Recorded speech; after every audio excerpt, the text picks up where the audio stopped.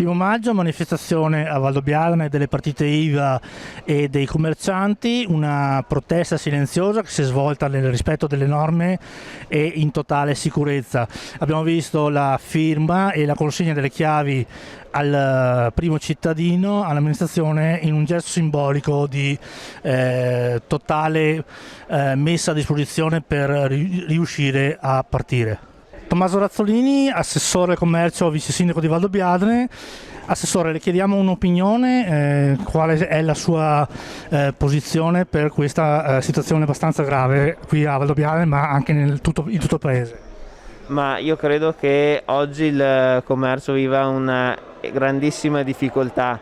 Credo che aver suddiviso le chiusure in base ai codici Ateco sia un errore, perché è giusto far riaprire chi può lavorare in sicurezza e tener chiuso chi la sicurezza non la può garantire, proprio per dare possibilità a quelle persone che hanno bisogno di lavorare, che sono tantissime, e qui in piazza oggi lo dimostra, di poter riprendere la propria attività. Ecco perché ad oggi noi non sapremo quando l'Italia sarà completamente guarita.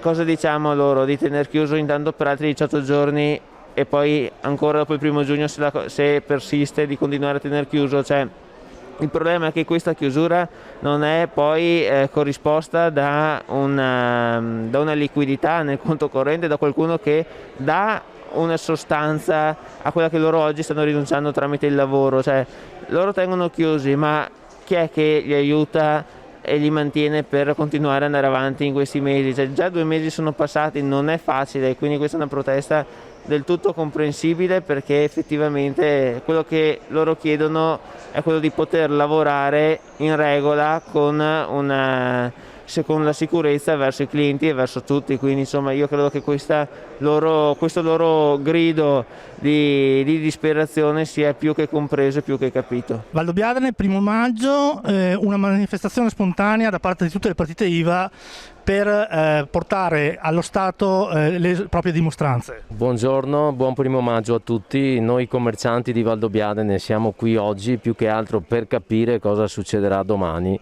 Chiediamo solamente di lavorare o di darci delle risposte chiare. Grazie, buona giornata.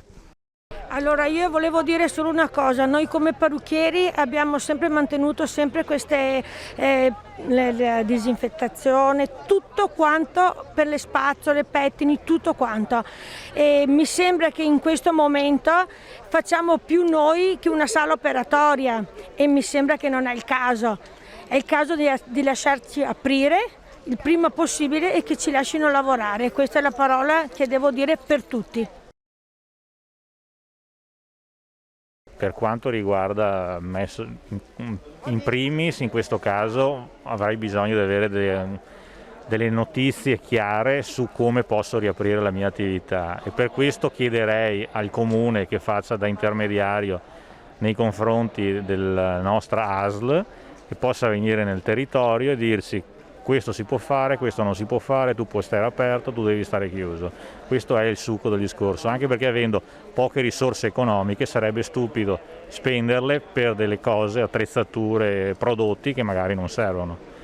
Un po' di chiarezza e una tempistica possibilmente snella.